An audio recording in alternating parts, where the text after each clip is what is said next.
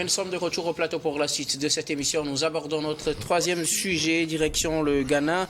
Deux musées britanniques restituent des trésors pillés au pays. Deux musées britanniques vont restituer au Ghana, selon un accord conclu le jeudi 25 janvier dernier, des objets en or et en argent au Ghana, des objets pillés à l'époque coloniale appartenant normalement au royaume Ashanti depuis 150 ans maintenant que ces objets ont été pillés et appartiennent donc à ces deux musées. Un accord permet de les restituer au royaume et exposer au royaume sur une période donnée sous forme de restitution ou de prêt. On va en parler tout à l'heure avec nos invités, tout compte fait. On reconnaît quand même que c'est des objets pillés, des objets appartenant donc au royaume Ashanti au Ghana et qui ont été pillés par le colonisateur, mais qui sont restitués aujourd'hui pour être exposés au Ghana. La donne, c'est devenu une actualité où les pays africains réclament les trésors, les objets royaux, les objets d'art qui ont été pillés à l'époque coloniale. Le Ghana ne fait pas exception. Et Rodrigue, le pays va recevoir 32 objets de deux musées britanniques, mais ce n'est pas à durée indéterminée. Il va falloir encore les retourner à leur origine. On va dire que c'est une étape. C'est une première qu'on peut considérer comme acquis. Dans un premier temps, il faut dire que la fameuse colonisation entre griffes était juste un marché de divertissement organisé pour habiller le pillage de plusieurs ressources du continent africain, le berceau de l'humanité. Il n'y a pas que le Ghana qui soit, comment dirais-je, dans cette démarche-là de retrouver ces objets volés. Vous savez, récemment, le Bénin est passé par là avec les négociations organisées par le président Patrice Talon qui est en train de redonner ou de rebâtir le tourisme du Bénin. Et vous voyez même actuellement, où il y a quelques jours seulement, le Bénin était dans la fièvre de la célébration de la fête de Vaudou. Et vous avez vu que plusieurs objets qui incarnent l'esprit vaudou, qui constitue l'un des patrimoines socioculturels du Bénin, a été célébré. Donc, on va dire que c'est un pas. Et le Ghana peut se réjouir aujourd'hui d'accueillir ces 32 objets qui sont en or, s'il vous plaît. En or, pas en or et en argent, mais la majorité en or. Et donc, vous comprenez que c'est une question de fortune. C'est pour ça qu'on a parlé. C'est la Côte de l'Or. C'est la Côte de l'Or. Ouais. Et donc, quand vous prenez le royaume Ashanti, pas l'accoutrement même du roi Ashanti, vous comprenez que c'est la symbolique de l'or qui incarne un peu la royauté. Et donc, c'est de bonne guerre. Maintenant, on peut dire que c'est une bataille avec une étape gagnée et l'autre va rester parce qu'il ne sera pas question que ce qui m'appartient, qui m'a été volé, estorqué, se retrouve en objet d'ornement dans le salon de quelqu'un. Et donc, dans un premier temps, on va ramener ces objets. Peut-être que l'exposition va durer jusqu'à 6 ans, on ne sait pas.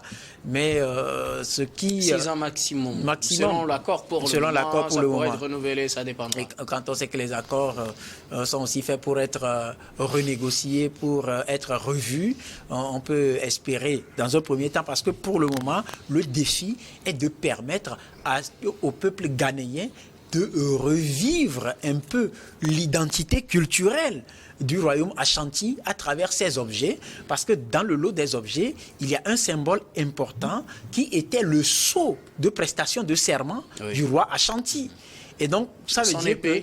Oui, ça veut dire que... Vieille de 300 ans. Vieille de 300 ans, s'il vous plaît. Et donc, quand vous prenez cela, vous comprenez que celui qui a été intronisé en 1999 n'a jamais eu... Oui. Voilà, donc l'objet sur lequel lui, il a prêté le serment a été juste un objet pas trop sacré, qui n'a pas la même valeur que l'objet qui va revenir. Et je pense que ce sera une sorte de fête, mais ça va aussi donner d'autres idées pour que le Ghana puisse aller à une autre étape des négociations pour espérer que les objets restent indéfinitivement dans leur propre, je dirais, dans leur propre enceinte. Parce que c'est là-bas, c'est sur leur, comme on le dit, on le dit chez nous, c'est un peu sur leur cordon ombilical là où on les a positionnés dans ces musées, ce n'est pas leur place. Et donc, je pense que ça va donner d'autres idées pour aller à ces négociations. Il faut aussi reconnaître que c'est un vent de renouveau qui est en train d'être soufflé et qui a tendance à rétablir l'histoire. Parce que quand on prend l'Afrique comme berceau de l'humanité, et quand on prend aujourd'hui le fait qu'on restitue à certains pays les objets volés, n'oubliez pas que le Nigeria est aussi en négociation pour que les objets qui ont été estorqués à ce pays, aux différents royaumes, parce qu'il y a les Yoruba, il y a les Haoussa, il y a plusieurs autres royaumes qui ont aussi vu leurs richesses emportées par les colons. Et donc, c'est une sorte de réécriture de l'histoire qui fait appel à un retour vers les sources. Et donc, je pense que ce sera de bonne guerre. Et on va appeler les autres... parce que comme on le dit chez nous, d'où je viens, on dit une porte qui n'est pas conçue pour un cadre donné ne peut pas être incrusté dans ce cadre-là. Vous comprenez? Donc, que ce soit les vaudous qui ont été volés, que ce soit les objets qui ont été... L'Afrique a une particularité, ces objets-là sont souvent accompagnés d'incantations. Il y a des noms sacrés qu'on prononce pour une certaine manifestation spirituelle de ces objets-là qui sont l'identité culturelle et même spirituelle de l'Afrique. Et donc, ceux qui les ont volés ne les utilisent même pas à bon escient parce que c'est une question d'exposition. Tel va venir avec 50 euros, 200 euros, 100 euros, combien de dollars pour juste contempler l'aspect, je dirais, architectural de l'objet ou de l'œuvre, l'aspect artistique de l'œuvre, etc., sans la moindre idée sur la valeur même intrinsèque de l'objet en question. Donc je pense que c'est une restauration de l'histoire qui est en train d'être mise en place et on ne peut qu'encourager tous les pays qui ont leurs objets à l'extérieur d'aller dans cette lutte-là parce que le tourisme aujourd'hui représente beaucoup plus à un fort pourcentage dans l'économie des différents pays. Quand vous prenez l'Égypte avec les pyramides seules, vous ne pouvez pas imaginer ce que ça rapporte à l'Égypte aujourd'hui, avec tout le lot de touristes qui viennent pour voir quelle expérience a motivé à l'époque ceux qui ont bâti ces pyramides et quelle connaissance architecturale ceux-là avaient en bâtissant.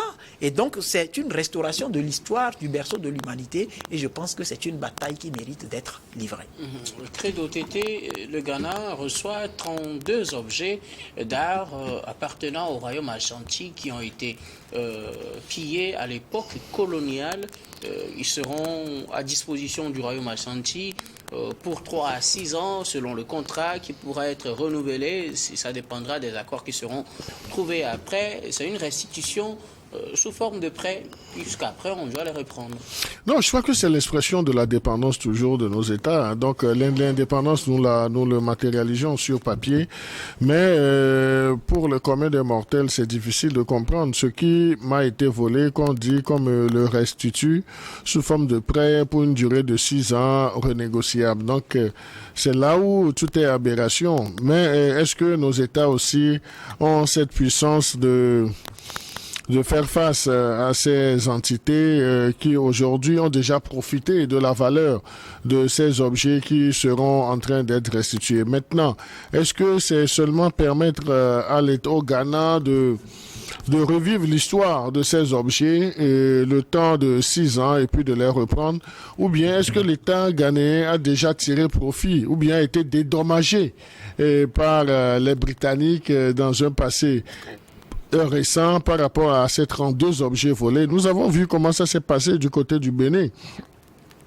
Donc, toute une litanie de conditions ont été réclamées au Bénin, même la conservation de ces objets de valeur. Donc, on a inspecté des choses avant de commencer par matérialiser les idées. Donc, c'est pratiquement dans cette posture que se trouve aujourd'hui le Ghana. Mais la particularité du Ghana, c'est que ce n'est pas illimité. Donc, on a donné un délai. Donc, dans 6 ans, si le Ghana ne se comporte pas comme un bon élève, donc on va lui reprendre ses objets ancestraux, ses objets de valeur. Donc ça pose le problème de l'indépendance réelle de nos États.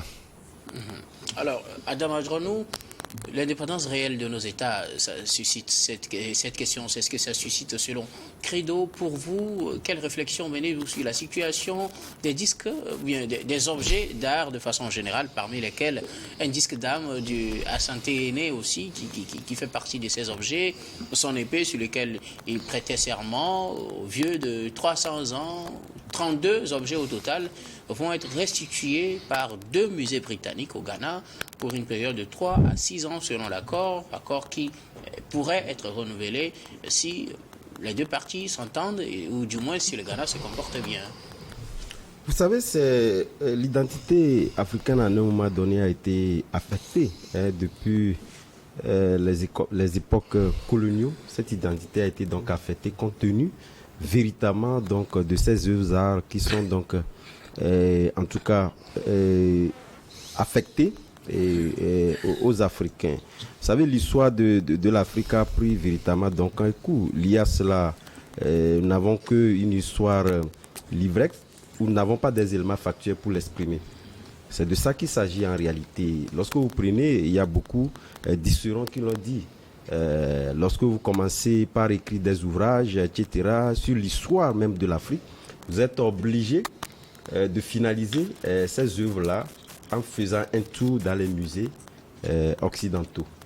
Et ça, c'est quand même regrettable. Et je pense que cette réclamation est une réclamation qui est inhérente donc à tous ces facteurs-là. Et aujourd'hui, je pense que lorsque vous évoquez la question qu'il peut y avoir, en tout cas, renégociation de ces accords-là, bien évidemment, puisque lorsque nous remontons l'histoire, vous constaterez que après les colonisations, vous prenez par exemple la culture n'était pas vendue à la hauteur des souhaits et jusqu'à un passé récent où nos États ont compris véritablement que la culture fait partie intégrante ou Arma est au cœur du développement de tout pays.